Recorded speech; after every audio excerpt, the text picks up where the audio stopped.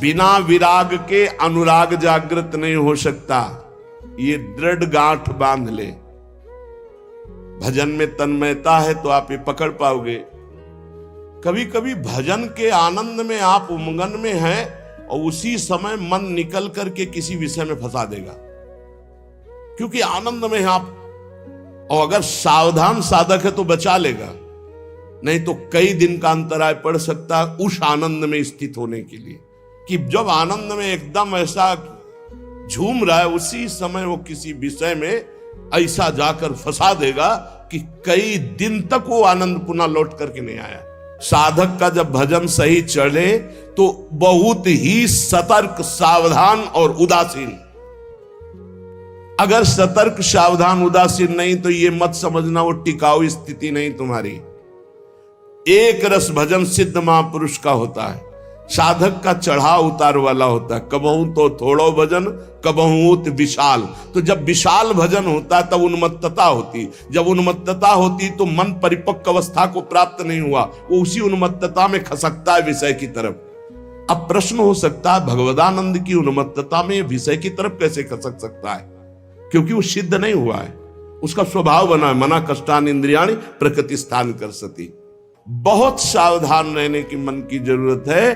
भजन में आनंद की उत्पत्ति जो पूर्णता होती है वो तब होगी जब मन पंग हो जाएगा।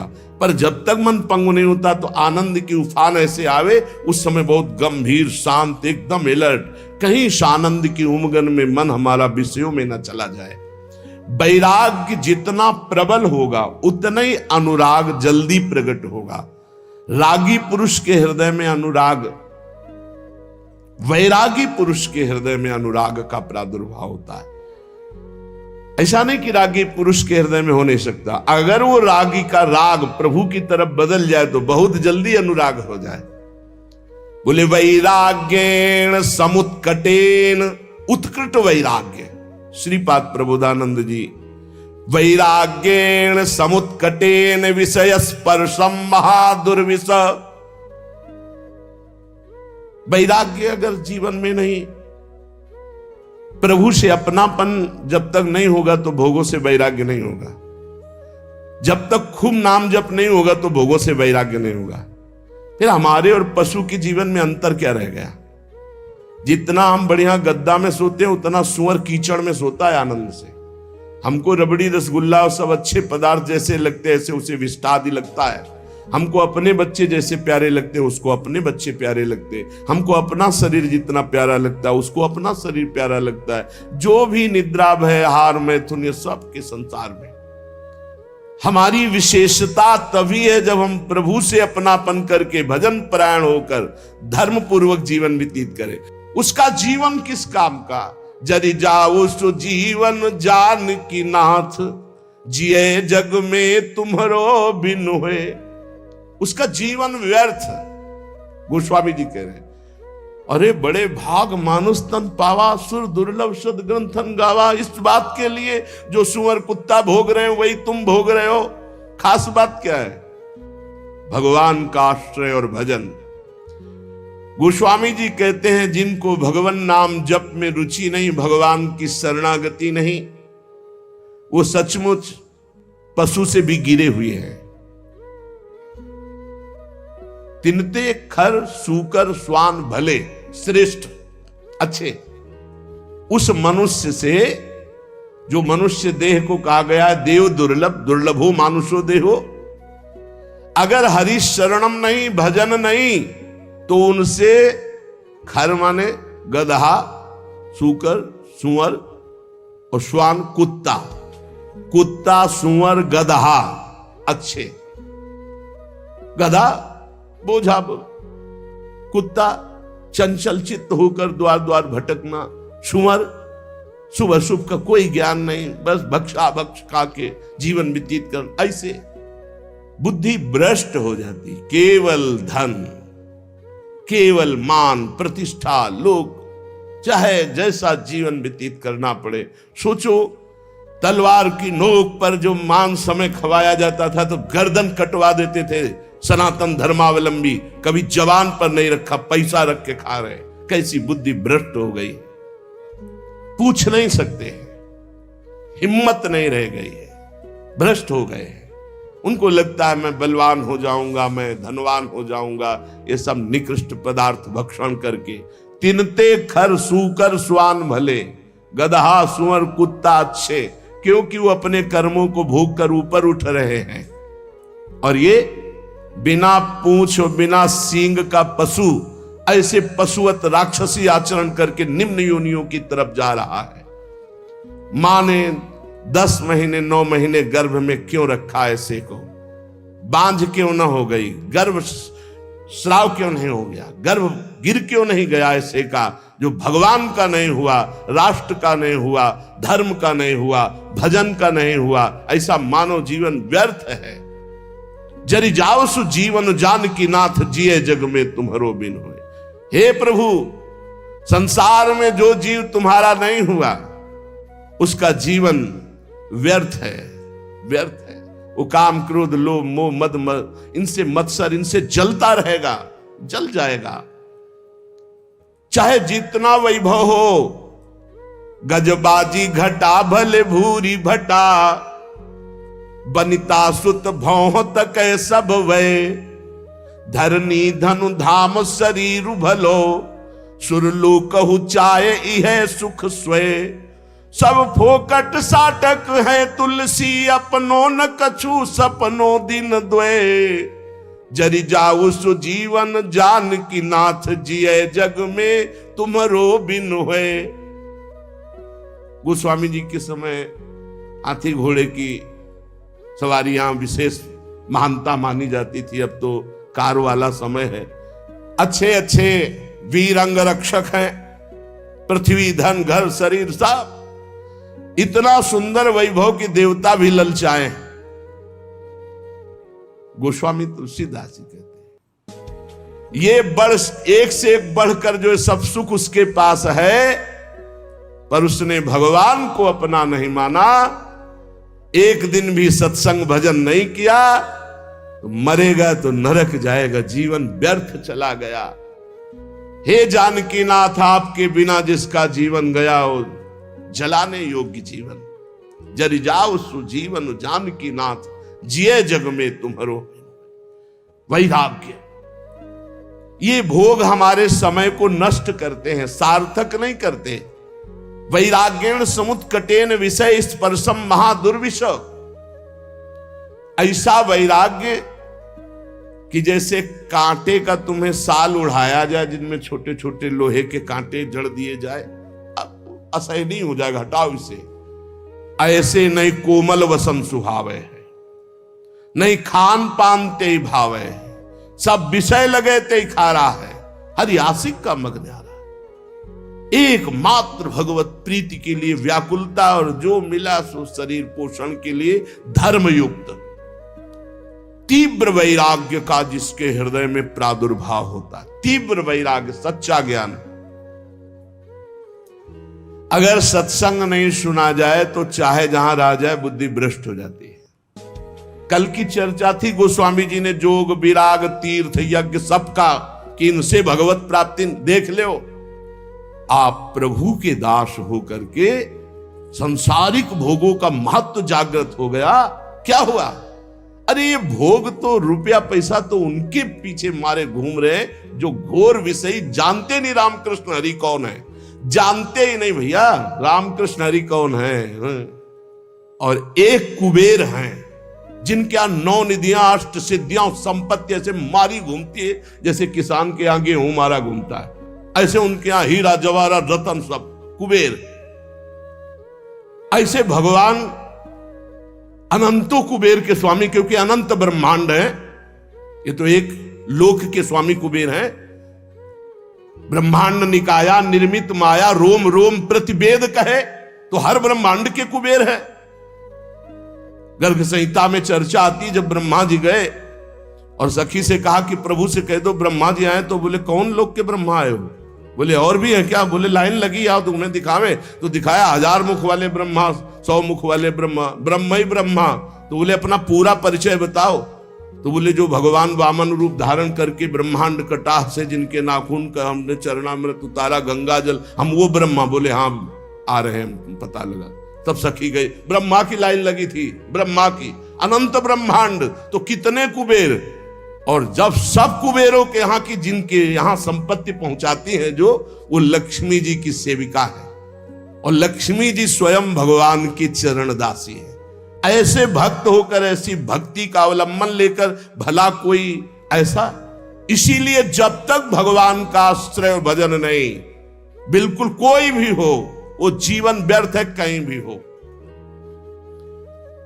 सच्ची मानिएगा, हृदय से कह रहा हूं, अगर नाम जप नहीं करोगे, भगवान का आश्रय नहीं लोगे, तो ऐसी हवा है माया की तुम्हें कोई नहीं बचा सकता। वो आपसे ऐसे आचरण, ऐसी क्रियाएं करा देगी जिस, अगर भगवान के आश्रित हो, चूक हो भी जाती है, निंदा हो भी जाती है, अपमान हो भी जाता है, तो एक शब्द याद रखो, नामे भक्ता प्रणश्यति।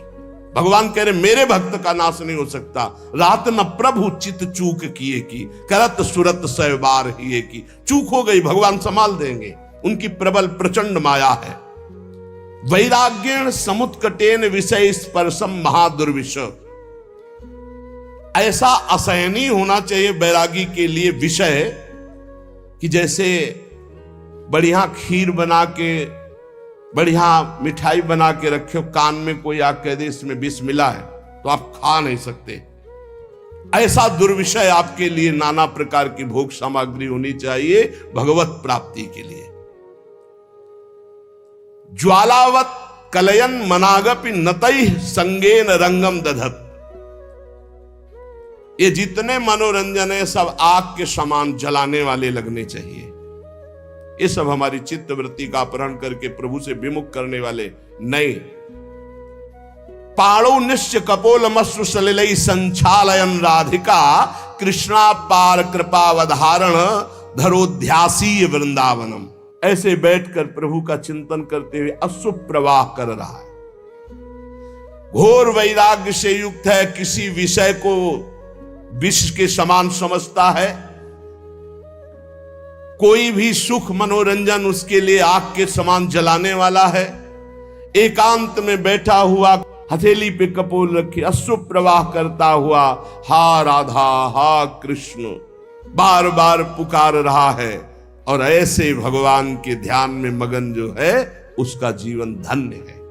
चाहे वो वृंदावन में हो, चाहे वो किसी भी देश का वासी हो, कहीं भी रह रहा हो, जो भगवान के चिंतन में सुप्रवाह करके निर्विषय चित्त से भगवान के ध्यान में तन्मय है, धन्याति धन्य उसका जीवन है।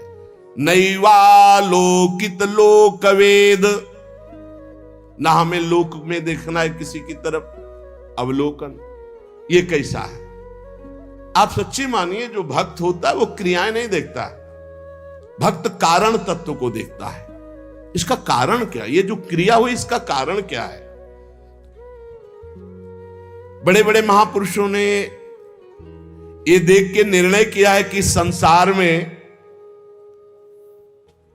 कोई भी प्राणी ऐसा नहीं है जो केवल दोष युक्त ही हो, उसमें गुण भी है, और कोई भी गुणी ऐसा नहीं भगवान और भगवान के प्रेमी भक्त के सिवा छोड़कर जिसमें दोष ना हो। पक्का जड़ चेतन गुण दोष में विश्व कीन करतार, नैवा लोकयन मत देखो।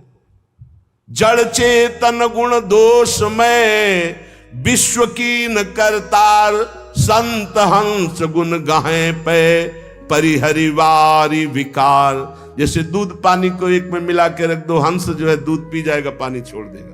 पूरा चराचर जगत गुण दोष से मिला। जैसे शुद्ध सोने का आभूषण नहीं बनता, उसमें कुछ मिलावट होती, ऐसे ये शरीर पाप और पुण्य से बना है, गुण और दोष से मिश्रित बना है। किसी में दोषों की बाहुल्यता होती, गुण बहुत कम होते हैं, किसी में गुणों की बाहुल्यता होती, दोष बहुत कम होते।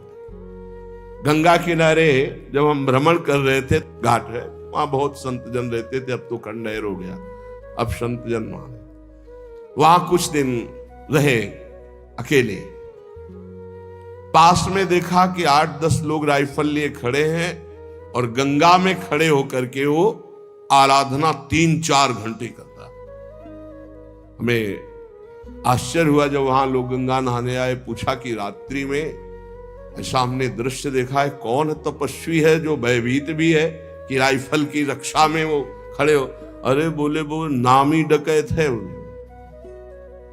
जिंदा आदमियों को काटता है, वो गंगा की आराधना करता है। 4 घंटे महान तपस्वी की तरह हाथ उठाकर गंगा जी की आराधना रात्रि वही रोज देखते क्योंकि रहते थे। और राइफल लिए 8-10 लोग टहल रहे और वो गंगा जी में से एक वस्त्र धारण किए खड़ा है और वो उस आदमियों को काटता था। तो यहां कह रहे कि कोई ऐसा नहीं जिसमें दोष ना हो और जिसमें गुण ना हो। गुण दोष युक्त पूरी सृष्टि है। हमको न गुण देखना है न दोष देखना है। उत्तम साधक को तत्व देखना है। भगवान सब में विराजमान है। सुनौ तात मायाकृत गुण और दोष अनेक, गुणया उभय न देखी, देखी सो अविवेक। यदि आपने किसी के गुण देखा तो राग हो जाएगा, दोष देखा तो द्वेष हो जाएगा। और राग और द्वेष दोनों बंधन कारक हैं। भगवत प्राप्ति में तुम्हारी बाधा आ जाएगी, तुम्हारी भगवत प्राप्ति में बाधा आ जाएगी। इसलिए हमें चाहिए कि हमारे संपर्क में जो भी व्यवहार करने वाले व्यक्ति आवे, हमें ऐसा व्यवहार करना चाहिए। पहला तो भगवत भाव, इनमें प्रभु हैं, ऐसी भावना। अपने को बचा लोगे आप उनके दुर्व्यवहार से। और दूसरी बात, जब ये पता चले कि दुष्ट स्वभाव का है तो इतना मृदु व्यवहार करो कि तुम्हारे व्यवहार से उसके दुष्ट स्वभाव में कमी आवे और सत स्वभाव बढ़ने लगे। तब तो तुम माने जाओगे भगवान का भजन करने वाले। तुम जलती आग में और पेट्रोल डालने वाली बात करोगे तो उसकी दुष्टता और बढ़ जाएगी। दुष्टता को साधुता के द्वारा दमन करके उसकी साधुता को बढ़ानी चाहिए, जिससे उसका तमोगुण घटे, सतोगुण बढ़े। तो ये तुम्हारी भागवतिक सेवा बन जाएगी। कितना बढ़िया सेवा बता रहे। हमसे कोई न कोई मिलता ही रहता, घर गृहस्थी परिवार में सब कोई बुरे स्वभाव वाला है तो हमको इतना संभल कर व्यवहार करना है कि उसके अंदर सतोगुणी भाव आवे, तो हमारी भगवत सेवा बन जाएगी। हम कोई ऐसा कटु व्यवहार, कटु वचन न बोले जिससे उसके हृदय में तमोगुण बढ़े, क्योंकि आसुरी स्वभाव वाला वो तो है ही। यदि हम अपने द्वारा अमृतमय वचन से, निर्दोष चेष्टा से, नम्र भाव से व्यवहार करेंगे तो ये भगवत सेवा बन जाएगी और इसका प्रभाव उसके हृदय में निश्चित पड़ेगा। निराश मत हो किसी भी स्थिति में। अगर परमार्थ में निराशा, भोगों में तो निराशा कर लो, जगत में निराशा कर लो, लेकिन परमार्थ में निराशा नहीं होनी चाहिए। पता नहीं मैं प्रयास कर रहा हूं इसका सुधार हो कि ना, पता नहीं मैं अपना प्रयास कर रहा हूं मेरा सुधार हो कि ना, पता नहीं जो भजन कर रहा हूं इससे सुख मिले कि नहीं, पता नहीं भगवान मुझे जान रहे हैं कि नहीं कि मैं उनका भक्त हूं। किसी भी तरह का संशय मत करो। परमार्थ में निराशा ठीक नहीं है और स्वार्थ में निराशा बहुत ठीक है। स्वार्थ में आशा ठीक नहीं, व्यवहार में आशा ठीक नहीं, परमार्थ में निराशा ठीक नहीं। स्वार्थ में नैराश्यम परमम सुखम, आशा ही परमम दुखम, नैराश्यम परमम सुखम। और परमार्थ में निराशा ठीक नहीं है। नहीं भगवान मिलेंगे, नहीं मैं सब दोषों पर विजय प्राप्त करूंगा, नहीं मैं प्रयासरत हूं इसका परिवर्तन निश्चित होगा, नहीं जो अभी परिस्थिति चल रही इस परिस्थिति का परिवर्तन करके रहूंगा, ये आशा इधर ठीक है और भोगों की तरफ नैराशा ठीक है। यदि हमारे हृदय में निराशा आ गई परमार्थ से तो फिर पतित हो जाएंगे। निराशा ना आने पावे भगवत मार्ग में। किसी भी स्थिति में अगर निराशा आ रही हो तो फौरन किसी संत महात्मा से मिलो। जैसे मोबाइल की बैटरी डिस्चार्ज हो जाती है तो चार्ज करना पड़ता है ना, तो कभी कभी माया के ऐसे संग मिलते हैं जिससे हमारा परमार्थ खो जाता है, हमारे अंदर हीन भावना आने लगती है। हमें तत्काल किसी महापुरुष का चरित्र पढ़ना चाहिए, किसी महापुरुष के समीप जाना चाहिए, तो हमारे हृदय में एक नवीन उत्साह बढ़ेगा और हमारा परमार्थ संशय रहित हो जाएगा। सठ सुधरे सतसंगति पाई। बड़े से बड़े दुष्ट साधु संग से सुधर जाते हैं। हमें प्रयास रखना चाहिए हमारे आसपास जो वातावरण दुष्टता का हो तो निराश ना हो, उसे सुधारने का प्रयास करें, और ना सुधरे तो भगवत भाव कर ले, अपना भाव न बिगड़ने पावे। मनुष्य जीवन बहुत दुर्लभ जीवन है, पर इसमें सबसे ज्यादा घाटा है कि कोई ठिकाना नहीं कब तक जिएंगे, कभी भी मर सकते। दुर्लभो मानुषो देहो पर देहिनाम क्षण भंगुरा, एक क्षण में नष्ट हो जाने वाला है। देहिनाम क्षण भंगुरा, किसी भी क्षण, जैसे पानी का बुलबुला है कभी फूट सकता है, जैसे पत्ते में लटकती हुई बूंद कभी टपक सकती है, जैसे अंजुली का पानी कभी खत्म हो सकता है, चाहे जितना कस के बांधो। संसार को मोह माया ने फंसा करके भगवान से विमुख कर दिया, और ये मानव जीवन भगवत प्राप्ति के लिए मिला। जिसको सत्संग मिल गया अब निश्चित हो गया उसे भगवत प्राप्ति हो जाएगी। बस सत्संग छोड़ना नहीं, सत्संग पकड़े रहना। नहीं, चाहे जहां तुम यमुना किनारे वास करो, झोपड़ी बना के, चाहे अहम का पोषण तुम्हारे होता रहेगा। कितने ऐसे साथ पूरा जीवन ना पाई है बिन स्वामी अकेल, विपिन बसत वैराग्य जुत, विपिन बसत वैराग्य जुत, जो लड़काई खेल। जैसे कोई बच्चा हट ठान ले, ऐसे वैराग्य के बल पर हम कि भगवान की प्राप्ति कर लेंगे, नहीं, ये संबंध से प्राप्ति होती है, और अहंकार गुरुजनों की कृपा से क्षीण होता है। सत्संग के बिना भगवत प्राप्ति असंभव है। आज तक किसी को भी भगवत प्राप्ति हुई तो सत्संग से हुई। जब सत्संग मिले तो समझ लेना चाहिए मेरा भगवत प्राप्ति का पास हो गया, ये सत्संग। और सत्संग मिलने के बाद जब भजन में रुचि बने तो समझना चाहिए सत्संग मिला है। अगर भजन में रुचि नहीं तो सत्संग नहीं है, फिर सत्संग नहीं। बहुत बढ़िया सुंदर वर्णन कर महापुरुष। मनुष्य जीवन बड़ा दुर्लभ है, पर क्षण भंगुर है, कभी भी नष्ट हो सकता है। इसमें माया ने नाना प्रकार के भोग और मोह में फंसाकर भगवान से जीव को विमुख करके दुर्गति ही की है। जिसको सत्संग मिला उसको सदगति हुई। बड़े भाग पाइप सत्संगा और बिना ही प्रयास हो ही भवभंगा। तो बोले सत्संग का फल है भजन, रात दिन नाम सुमिरन ठाकुर सेवा। अगर ये नहीं, भजन में चित्त नहीं, तो सत्संग ही नहीं मिला, या तो आपने सुना ही नहीं। पारस तो समीप है, स्पर्श नहीं हुआ तो लोहा सोना नहीं बनेगा। आप सत्संग में गए, सो गए, या प्रपंच या अन्य चिंतन और दोष दर्शन, तो भी सत्संग नहीं हो। सत्संग श्रोता सोई परम सुजान सुनत चित्त रति करे। श्रोता वही जो जाग कर वक्ता की तरफ देखता रहे और उसके वचनों का मनन करके जीवन में उतारे। ध्यान के द्वारा सत्संग के एक एक शब्द का बड़े बड़े महापुरुषों के वचन चयन करके आपको सुनने को मिल रहे हैं, जो हर ग्रंथों में आपको नहीं खोजना पड़ेगा। खोजे खोजाए एकदम, पिने पिनाए एकदम, दूध है पान कर लो। सब दोषों का नाश सत्संग से हो जाता है, सब दोषों का नाश। रोज अपनी कमी महसूस होती है सत्संग में, रोज ऐसा लगता है सत्संग मेरे लिए ही हो रहा है। सच्ची बात मानिए, अपने लोग जो सत्संग कथन श्रवण करते हैं तो रोज लग रहा है कि ये कमी तो मेरे में है, ये कमी तो मेरे में। संपूर्ण दोषों से रहित सत्संग कर देता है। संसार के ये भोग देखने में लुभावने सुहावने लगते हैं, लेकिन ये मीठे लड्डू जहर भरे हैं, कुछ नहीं, कुछ नहीं है। किसी भी भोग में कुछ नहीं। पूरा जीवन जो गृहस्थ धर्म से युक्त है, आप लोग बोलो आपके पास क्या मिला, पूरे जीवन में क्या मिला? क्या है तुम्हारे पास? है क्या तुम्हारे पास जो इस मृत्यु लोक से भगवत धाम ले जाओ? है क्या?